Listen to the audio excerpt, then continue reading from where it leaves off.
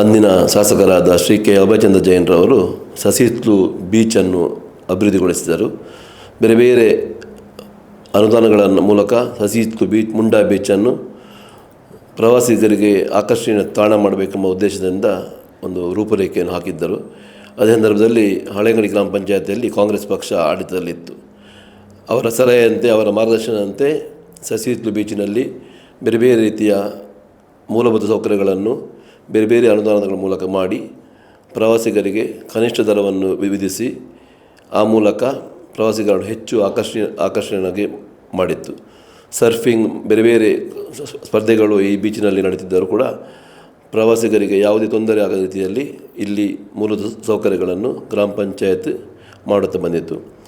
ಗ್ರಾಮ ಪಂಚಾಯತಿನ ಮೂಲಕ ಸಸಿಹಿತ್ಲು ಅಭಿವೃದ್ಧಿ ಬೀಚ್ ಸಮಿತಿ ಎಂಬ ಸಮಿತಿಯನ್ನು ರಚನೆ ಮಾಡಿಕೊಂಡು ಆ ಸಮಿತಿಯ ಅಧ್ಯಕ್ಷನಾಗಿಕೊಂಡು ನಾನು ಕೆಲಸ ನಿರ್ವಹಿಸಿದ್ದೆ. ಅಂದು ಭಾಳ ಕಡಿಮೆ ದರ, ಅಂದರೆ ಬೈಕ್ಗಳಿಗೆ ಉಚಿತ ವಾಹನಗಳಿಗೆ 10 ರೂಪಾಯಿ ಇಟ್ಟುಕೊಂಡು ಈ ಒಂದು ವ್ಯವಸ್ಥೆಗಳನ್ನು ಮಾಡಿತ್ತು. ಬೇರೆ ಬೇರೆ ರೀತಿಯ ಅಲ್ಲಿ ಶಾಪಿಂಗ್ ಅಂಗಡಿ ಕೋಣೆಗಳನ್ನು ಕೂಡ ಕಟ್ಟಿತ್ತು. ಆ ಆದಾಯ ಕೂಡ ಅಲ್ಲಿಯ ನೌಕರರಿಗೆ ಉದ್ಯೋಗ ವೇತನ ಕೊಡಲಿಕ್ಕೆ ಅನುಕೂಲ ಮಾಡ್ತಾಯಿದ್ದೆವು. ಒಂದು 6ರಿಂದ 7 ಮಂದಿ ಸಿಬ್ಬಂದಿಗಳು ಅಲ್ಲಿ ಕೆಲಸ ಮಾಡ್ತಿದ್ದರು. ಕ್ಲೀನಿಂಗ್ ಬಗ್ಗೆ ಅಥವಾ ರಕ್ಷಣಾ ಸಿಬ್ಬಂದಿ ಕೇಳಿಕೊಂಡು ಕೆಲಸ ಮಾಡ್ತಾಯಿದ್ರು. ಎಲ್ಲವನ್ನು ಆ ಆದಾಯದ ಮೂಲಕವೇ ಮಾಡ್ತಿದ್ದೆವು. ಬೇರೆ ಬೇರೆ ರಾಜಕೀಯ ಕಾರಣಗಳು ಆ ವ್ಯವಸ್ಥೆಯನ್ನು ಜಿಲ್ಲಾಡಳಿತಕ್ಕೆ ಕೊಡಬೇಕು ಹೇಳಿಕೊಂಡು ನಮ್ಮ ಪಂಚಾಯತ್ ಹೋದ ನಂತರ BJP ಬೆಂಬಲಿತ ಪಂಚಾಯತ್ ಆಡಳಿತಕ್ಕೆ ಬಂದಿತ್ತು. ಅವರು ಇದನ್ನು ಪಂಚಾಯತಿನ ಅಧಿಕಾರವನ್ನು ತೆಗೆದು ಜಿಲ್ಲಾಡಳಿತಕ್ಕೆ ಕೊಟ್ಟರು.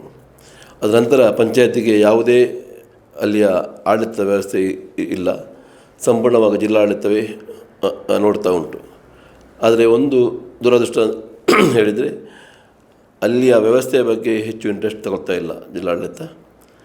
ಕೇವಲ ಒಂದು ಈಗ ಹೇಳಿದಾಗೆ ಕಂಪ್ಲೇಂಟ್ ಬಂದಾಗೆ ವಾಹನಕ್ಕೆ ಅಲ್ಲ, ವ್ಯಕ್ತಿಗೆ ಒಂದು ಉದಾಹರಣೆಗೆ ದೊಡ್ಡ ಮೊತ್ತದ ಒಂದು ಇನ್ಕಮ್ ಅಲ್ಲಿ ಆಗ್ತಾಯಿದೆ. ಇದರ ಬಗ್ಗೆ ನಾವು ಈಗಾಗಲೇ ಜಿಲ್ಲಾ ಉಸ್ತುವಾರಿ ಸಚಿವರಿಗೆ ನಾವು ಇದರ ಬಗ್ಗೆ ಗಮನಕ್ಕೆ ತಂದಿದ್ದೇವೆ. ಒಂದು ಮೂಲಭೂತ ಸೌಕರ್ಯವನ್ನು ಹೆಚ್ಚಿಸಬೇಕು ಅಥವಾ ಇಂಥ ಒಂದು ವಸೂಲಾತಿಯನ್ನು ನಿಲ್ಲಿಸಬೇಕು ಹೇಳಿಕೊಂಡು ಅದು ಪ್ರೊಸೆಸ್ಸಲ್ಲಿ ಉಂಟು. ಹಾಗೆ ತಪ್ಪೆ ಅಂತ ಹೇಳಿದರೆ ನಮ್ಮ ಸ್ಥಳೀಯ ವ್ಯವಸ್ಥೆ ಬಗ್ಗೆ ಇದು ಬದಲಾವಣೆ ಆದ್ದರಿಂದ ಈ ವ್ಯವಸ್ಥೆ ಆಗಿದೆ. ಗ್ರಾಮ ಪಂಚಾಯತ್ ಹಿಡಿತಿದ್ದರೆ ಈ ವ್ಯವಸ್ಥೆ ಆಗ್ತಿರಲಿಲ್ಲ. ಯಾಕಂದರೆ ಪಂಚಾಯತ್ನಲ್ಲಿ ನಮ್ಮ ನಿರ್ಧಾರಗಳೆಲ್ಲ ಆಗ್ತಿತ್ತು. ಇದೊಂದು ದೊಡ್ಡ ಬದಲಾವಣೆ ಮಾಡಿದ್ದು ದೊಡ್ಡ ತಪ್ಪು ಹೇಳುವುದು ನನ್ನ ಅಭಿಪ್ರಾಯ. ಈಗ ಈ ಹಿಂದೆ ವಾಹನಕ್ಕೆ ಅಂದರೆ ಕಾರಿಗೆ ಮಾತ್ರ 20 ರೂಪೀಸ್ 10 ರೂಪೀಸ್ ಚಾರ್ಜ್ ಮಾಡ್ತಾ ಇದ್ದೀರಿ, ಆದರೆ ಈಗ ಪರ್ ಹೆಡ್ಗೆ ಚಾರ್ಜ್ ಮಾಡ್ತಾ ಇದ್ದಾರೆ. ಇದರ ಬಗ್ಗೆ ಏನಾದರೂ ಸಚಿವರಿಗೆ ತಿಳಿಸಿದ್ದೀರಾ? ಮತ್ತು ಟೂರಿಸಂ ಡಿಪಾರ್ಟ್ಮೆಂಟ್ ಬಗ್ಗೆ ಇದರ ಬಗ್ಗೆ ಏನಾದರೂ ಆ್ಯಕ್ಷನ್ ತೆಗಿತಾರಾ? ಅದೇ ಇದನ್ನೇ ನಾವು ಮೊನ್ನೆ ಮಿಥುನ್ ರೈ ಅವರ ಮೂಲಕ ನಾವು ಜಿಲ್ಲಾ ಉಸ್ತುವಾರಿ ಸಚಿವರಿಗೆ ನಾವು ಹೇಳಿದ್ದೆವು. ಇದು ದೊಡ್ಡ ಮೊತ್ತ ಆಗ್ತದೆ. ವಾಹನಕ್ಕೆ ನಾವು 20 ರೂಪಾಯಿ ತಗೊಳ್ಳೋ ಕ್ರಮ ಎಲ್ಲಿ ಕೂಡ ಬೇರೆ ಬೇರೆ ಬೀಚ್ಗಳು ನೋಡಿದ್ದೇವೆ, 20-25 ರೂಪಾಯಿ ತಗೊಳ್ತೇವೆ. ಇದು ವಾಹನದಲ್ಲಿ 5 ಮಂದಿ ಇದ್ದರೆ 100 ರೂಪಾಯಿ ಹಣ ಕಟ್ಟಬೇಕಂತೆ. ಇದು ದೊಡ್ಡ ತಪ್ಪು. ಇದನ್ನು ನಿಲ್ಲಿಸಬೇಕು ಹೇಳಿಕೊಂಡು ನಾವು ಮೊನ್ನೆ ಜಿಲ್ಲಾ ಉಸ್ತುವಾರಿ ಸಚಿವರಿಗೆ ಮಿಥುನ್ ರೈ ಮೂಲಕ ನಾವು ಮನವಿ ಕೊಟ್ಟಿದ್ದೇವೆ. ಅದು ಈಗ ಸರಿ ಆಗುವುದು ಹೇಳಿಕೊಂಡು ಅಭಿಪ್ರಾಯ ಉಂಟು. ಆದರೆ ವ್ಯವಸ್ಥೆಗಳನ್ನು ಬದಲಾವಣೆ ಮಾಡಿ ತಪ್ಪು ಹೇಳುವುದು ನನ್ನ ಅಭಿಪ್ರಾಯ. ರಜಾದಿನ ಆಗಿದ್ದರಿಂದ ನಾವು ನಮ್ಮ ಕುಟುಂಬ ಸಮೇತ ಆ ಕಡೆ ಹೋದ್ವಿ. ನಾವು ಯಾವಾಗಲೂ ಹೋಗ್ತಾ ಇರ್ತೀವಿ. ಹೋಗಿರುವಾಗ ನಮ್ಮನ್ನು ಅಲ್ಲಿ ಒಳಗಡೆ ಬಿಡಲಿಲ್ಲ. ಅಲ್ಲಿ ಬ್ಯಾರಿಕೇಷನ್ ಮಾಡಿದರು, ಹೊರಗಡೆನೇ ಬ್ಯಾರಿಕೇಷನ್ ಮಾಡಿಬಿಟ್ಟು ನಮ್ಮನ್ನು ಒಳಗಡೆ ಬಿಡಲಿಲ್ಲ. 30 ರೂಪಾಯಿ, ಇದು 20 ರೂಪಾಯಿ ತಲಾ ಒಬ್ಬರಿಗೆ ಅಂತ ಹೇಳಿದರು ಅಲ್ಲಿ. ಆವಾಗ ನಮ್ಮ ಗಾಡಿ ಒಳಗೆ ಇಣುಕಿ ನೋಡಿಬಿಟ್ಟು ಮಕ್ಕಳನ್ನ ಸಹಿತ ಅವ್ರು ಲೆಕ್ಕ ಮಾಡಿಬಿಟ್ಟು ಒಬ್ಬೊಬ್ಬರಿಗೆ 20 ರೂಪಾಯಿ ಆಗುತ್ತೆ ಅಂತ ಈ ರೀತಿ ಎಲ್ಲ ಹೇಳ್ತಾಯಿದ್ರು. ಆವಾಗ ಇಲ್ಲಪ್ಪ, ನಾವು ಲೋಕಲು, ನಾವೆಲ್ಲ ಹಂಗೆ ಕೊಡೋಕ್ಕಾಗಲ್ಲ. ಅದು ಒಂದು ತಲೆಗೆ 20 ರೂಪಾಯಿ ಅಂದರೆ ಏನು ಅರ್ಥ? ಒಳಗಡೆ ಏನು ಒಂದು ಮೂಲಭೂತ ಸೌಕರ್ಯ ಇಲ್ಲ.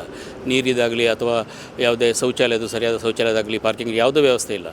ಈ ರೀತಿ ನೀವು ಹೇಗೆ ಮಾಡ್ತಾಯಿದ್ರೆ ನಮ್ಮ ಜೊತೆ ಸ್ವಲ್ಪ ರಫ್ ಮಾತಾಡಿದ್ರು ಅವರು. ಆನಂತರ ನಾವು ನಮ್ಮ ಹಕ್ಕೇನಿದೆ ಅದು ಮಾತಾಡಿದ್ವಿ. ಮತ್ತು ಲೈವ್ ಕೂಡ ಅಲ್ಲೇ ನಾವು ಕೊಟ್ವಿ. ಮತ್ತು ಹೆಚ್ಚಿನ ವಿಷಯ ಏನಂತಂದರೆ ಅಲ್ಲಿ 20 ರೂಪಾಯಿ ಒಬ್ಬರಿಗೆ ಅಂತ ಪೆನ್ನಲ್ಲಿ ಬರೆದಿದ್ದಾರೆ ಒಂದು ಬೋರ್ಡ್ ಮೇಲೆ. ಅಲ್ಲಿ ಪ್ರವಾಸೋದ್ಯಮ ಇಲಾಖೆಯ ಒಂದು ಬೋರ್ಡ್ ಇದೆ ಹೊರತು ಮತ್ತು ಯಾರಿಗೆ ಎಷ್ಟೆಷ್ಟು ರೂಪಾಯಿ ಎಂಟ್ರಿ ಫೀಸು ಯಾವುದು ಈ ಬಗ್ಗೆ ಯಾವುದೂ ಮಾಹಿತಿ ಇಲ್ಲ ಅಲ್ಲಿ. ಆವಾಗಲೇ ನಾವು ಅಂದ್ಕೊಂಡ್ವಿ ಇದು ಅಕ್ರಮ ಅಂತ. ಅದ್ರ ಬಗ್ಗೆ ನಾವು ಅಲ್ಲಿ ಪ್ರಶ್ನೆ ಮಾಡೋಕ್ಕೆ ಸ್ಟಾರ್ಟ್ ಮಾಡಿದ್ವಿ. ಮತ್ತು ನಮ್ಮ ಜೊತೆ ಸಾರ್ವಜನಿಕರೆಲ್ಲ ಸೇರಿಕೊಂಡು ನಮ್ಮ ಜೊತೆನೇ ಮಾತಾಡ್ತಾಯಿದ್ರು. ಮತ್ತು ಎಲ್ಲ ಬಿಟ್ಟರು ಅವರು ಆನಂತರ ಅಷ್ಟು ಗಲಾಟೆ ಆದಮೇಲೆ. ನಿಮಗೆ ರಶೀದಿ ಏನಾದರೂ ಕೊಟ್ಟರೆ 20 ರೂಪಾಯಿ ಪೇ ಮಾಡಿದ್ದಕ್ಕೆ? ಇಲ್ಲ, ನಾವು ಮಾಡಿಲ್ಲ, ನಾವು ಪೇ ಮಾಡಿಲ್ಲ, ನಾವು ಪೇ ಮಾಡೋದಿಲ್ಲ. ಇದು ಪಾರ್ಕಿಂಗ್ ಶುಲ್ಕವಾ ಅಥವಾ ಒಬ್ಬೊಬ್ಬರಿಗೆ ನೀವು ತಲಾ ಒಬ್ಬರಿಗೆ ತಗೊಳ್ಳೋ ಶುಲ್ಕ ಅಂತ ಕೇಳಿದ್ವಿ. ಪಾರ್ಕಿಂಗ್ ಶುಲ್ಕ ಅಲ್ಲ ಅಂತ ಹೇಳಿದರು ಅವರು, ತಲಾ ಒಬ್ಬರಿಗೆ 20 ರೂಪಾಯಿ ತಗೊಳ್ಳೋದು ಅಂತ.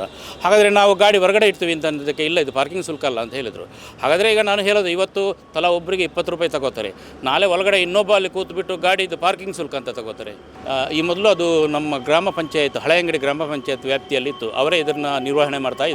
ಆವಾಗ ಒಂದು 4-5 ಲೈಫ್ ಗಾರ್ಡ್ ಇದ್ದರು, ಅದ್ರ ವೇತನ ಕೂಡ ಪಂಚಾಯತಿ ಅವರಿಂದಲೇ, ಅದು ಸ್ಥಳೀಯ ಆಡಳಿತದಿಂದಲೇ ಸಲ್ಲಿಕೆ ಆಗ್ತಾಯಿತ್ತು. ಮತ್ತು ಸುಸಜ್ಜಿತ ವ್ಯವಸ್ಥೆ ಇತ್ತು, ಅಲ್ಲಿ ಸ್ಟಾಲ್ ಇತ್ತು, ಮತ್ತು ಪಾರ್ಕಿಂಗ್ ಜಾಗ, ಮತ್ತು ಸ್ವಚ್ಛತೆ ಇತ್ತು ದಿನ. ಈ ರೀತಿಯೆಲ್ಲ ನಡೀತಾ ಇತ್ತು. ತದನಂತರ ಅದು ಪ್ರವಾಸೋದ್ಯಮ ಇಲಾಖೆ ಅವರು ಹ್ಯಾಂಡ್ ಓವರ್ ಮಾಡಿಕೊಂಡ್ರು. ಅದ ನಂತರ ಈ ರೀತಿಯೆಲ್ಲ ಆಯಿತು, ಅದು ಪಾಲು ಬಿದ್ದು ಹೋಯಿತು. ಮತ್ತು ಅಲ್ಲಿದ್ದ ಸ್ಟ್ರೆಚ್ಚರು ಇದೆಲ್ಲ ಮುಳುಗಡೆ ಆಯಿತು. ಈ ಪ್ರಕೃತಿ ವಿಕೋಪ ಬಂದು ಇದೆಲ್ಲ ಮುಳುಗಡೆ ಆಗೋಯ್ತು, ಎಲ್ಲ ಕುಚ್ಕೊಂಡು ಹೋಗೋಯಿತು. ಆನಂತರ ಏನೂ ಅಷ್ಟೊಂದು ಡೆವಲಪ್ಮೆಂಟ್ ಆಗಿಲ್ಲ. ಒಂದು ಸ್ವಲ್ಪ ಟಾರ್ ಹಾಕಿದ್ದಾರೆ, ಅದು ಬಿಟ್ಟರೆ ಅಲ್ಲಿ ಬೇರೆ ಏನೂ ಇಲ್ಲ. ಅದು ಮ್ಯಾಂಗ್ಳೂರು ಟೂರಿಸಮ್ ಅಂತ ಒಂದು ವೆಬ್ಸೈಟಲ್ಲಿ, mangalore-tourism.in ಅಂತ ವೆಬ್ಸೈಟಲ್ಲಿ, ಅದರಲ್ಲಿ ನಾನು ಇದ್ರ ಬಗ್ಗೆ ಹುಡುಕಾಡಿದೆ. ನೋಡುವಾಗ ಅದರಲ್ಲಿ ನೋ ಎಂಟ್ರಿ ಫೀಸ್ ಅಂತ ಇದೆ, ಯಾವುದೇ ರೀತಿಯ ಮಾಹಿತಿ ಇಲ್ಲ. ಆದ್ದರಿಂದ ಇದು ಅಕ್ರಮ ಅಂತ ನಾನು ಹೇಳಕ್ಕೆ ಬಯಸ್ತೇನೆ. ಈಗ ಅಕ್ರಮ ಆದರೆ ಯಾರು ಅಲ್ಲಿ ಸ್ಥಳೀಯರು ಮಾಡ್ತಾ ಇದ್ದಾರಾ ಅಥವಾ ಇಲಾಖೆನೇ ಮಾಡ್ತಾ ಇದ್ದಾರೆ, ಹೇಗೆ ನಿಮ್ಮ ಆರೋಪ? ಅದು ನನಗೆ ಹೆಚ್ಚಿನ ಮಾಹಿತಿ ನನಗೆ ಗೊತ್ತಿಲ್ಲ. ನಾನು ಅಲ್ಲಿ ನನ್ನ ಹಕ್ಕೇ ನಿಂತಲ್ಲಿ ಕೇಳೋದು, ನಾನು ಕೇಳಿದೆ. ನಾನು ಡೈರೆಕ್ಟಾಗಿ ಯಾವುದೇ ಸುಂಕ ಪಾವತಿ ಮಾಡಿದೆ, ನಾನು ಅಲ್ಲಿ ಹೋದೆ. ಅದ್ರ ಮೇಲೆ ನನಗೆ ಅದ್ರ ಬಗ್ಗೆ ಮಾಹಿತಿ ಗೊತ್ತಿಲ್ಲ. ಆದರೆ ಅದೇ ನಾನು ಹೇಳ್ತಾ ಇದ್ದೀನಿ, ವೆಬ್ಸೈಟಲ್ಲಿ ನೋಡಿದೆ ಶುಲ್ಕ ರಹಿತ ಪ್ರವೇಶ ಅಂತ, ಅದರಲ್ಲಿ ನೋ ಎಂಟ್ರಿ ಫೀಸ್ ಅಂತ ಬರೆದಿತ್ತು. ಆದ್ದರಿಂದ ನಾನು ಇದು ಅಕ್ರಮ ಅಂತ ತಿಳ್ಕೊಳ್ತೀನಿ ಅಷ್ಟೇ. ನನ್ನ ಹೆಸರು ಅದ್ದಿಬಲ್ಲು ಅಂತ, ನಾನು ಸಾಮಾಜಿಕ ಕಾರ್ಯಕರ್ತ.